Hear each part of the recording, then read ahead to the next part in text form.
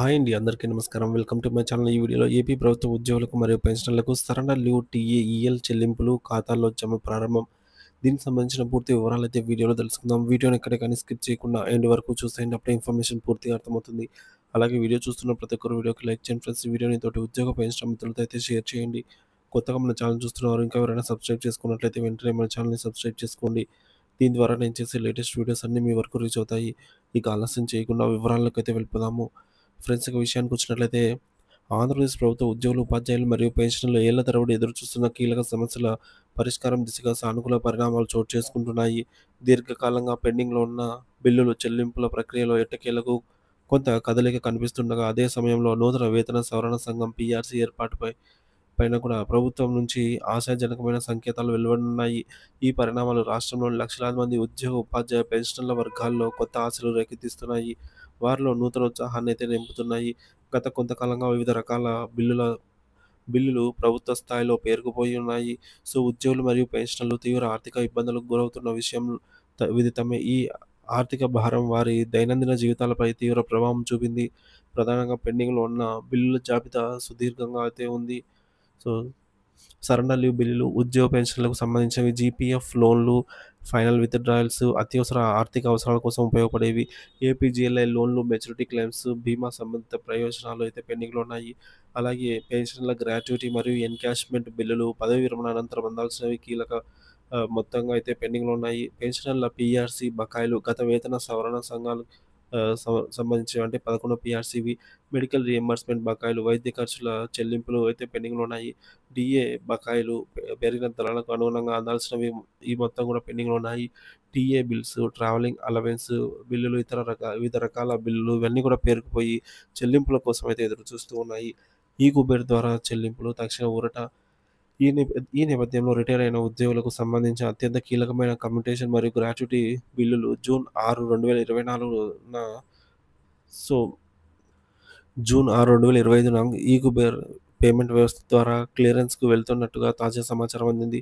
ఇది నిజంగా శుభవార్త. దీనివల్ల అతి త్వరలోనే బహుశా మరికొన్ని గంటల్లోనే సంబంధిత పెన్షనర్ల బ్యాంకు ఖాతాల్లోకి ఈ మొత్తం జమ అయ్యే అవకాశం ఉందని తెలుస్తోంది. ఇది వారికి తక్షణ ఆర్థిక ఊరట కల్పించడమే కాకుండా ప్రభుత్వ చిత్తశుద్ధిపై నమ్మకాన్ని పెంచుతుంది. రాష్ట్ర ముఖ్యమంత్రి శ్రీ నారా చంద్రబాబు నాయుడు గారు ఉద్యోగుల పాత బకాయిలన్నింటినీ పూర్తిగా చెల్లించిన తర్వాతే నూతన పీఆర్సీ ప్రక్రియను చేపడతామని స్పష్టమైన హామీ ఇచ్చినట్టుగా మాజీ ఎమ్మెల్సీ, ఉద్యోగ సంఘాల సీనియర్ నేత శ్రీ పరుచూరి అశోక్ బాబు గారు తాజాగా వెల్లడించారు. ఉద్యోగుల సమస్యల పరిష్కారం పట్ల ప్రస్తుత ప్రభుత్వం సానుకూల దృక్పథంతో ఉందని, వారు సంక్షేమానికి అత్యంత ప్రాధాన్యత ఇస్తుందనైతే అశోక్ బాబు కొనియాడారు. ఉద్యోగ సంఘాలతో ఇటీవల జరిగిన ఒక కీలక సమావేశంలో ఆయన మాట్లాడుతూ, పాత బకాయిలు మరియు కొత్త పీఆర్సీ రెండూ ఒకేసారి అమలు చేస్తే ప్రభుత్వ ఖజానాపై తీవ్ర భారం పడుతుందని, చెల్లింపుల్లో తీవ్ర ఇబ్బందులు తలెత్తే అవకాశం ఉందని ముఖ్యమంత్రి గారు అభిప్రాయపడ్డారు. అందుకే ముందుగా దశల వారీగా పెండింగ్‌లో ఉన్న బకాయిలన్నిటిని క్లియర్ చేసి, ఆ తర్వాతే నూతన పీఆర్సీపై దృష్టి సారిస్తామని సీఎం స్పష్టం చేశారని తెలిపారు. ఈ అంశంపై వారం 10 రోజుల్లో ప్రభుత్వం నుంచి ఒక స్పష్టమైన కార్యాచరణ ప్రణాళిక వెలువడుతుందని, దశల వారీగా పాత బకాయిలు చెల్లించిన అనంతరం పీఆర్సీ ప్రక్రియను ప్రారంభిస్తామని సీఎం హామీ ఇచ్చినట్టుగా అశోక్ బాబు పేర్కొన్నారు. గతంలో సుమారుగా రూ. 1,000 కోట్ల, ఇటీవల 7-8 వేల కోట్ల రూపాయల మేర ఉద్యోగులకు సంబంధించి బకాయిలను ప్రభుత్వం చెల్లించిందని, మిగిలిన బకాయిలను కూడా పూర్తిగా సున్నా చేయడమే ప్రభుత్వం యొక్క ప్రధాన కర్తవ్యంగా గుర్తించిందని అయితే ఆయన తెలియజేశారు. చాలామంది ఉద్యోగులు ఆసక్తిగా ఎదురుచూస్తున్న సరెండర్ లీవ్ బిల్లుల చెల్లింపుల ప్రక్రియ ఇంకా పూర్తి స్థాయిలో ఊపందుకోవాల్సి ఉంది. కొన్ని పెండింగ్ బిల్లులు ఆన్‌లైన్ స్టేటస్ పరిశీలించినప్పుడు అవి వెయిటింగ్ ఫర్ ఫండ్ క్లియరెన్స్ దశలో ఉన్నట్టు తెలుస్తోంది.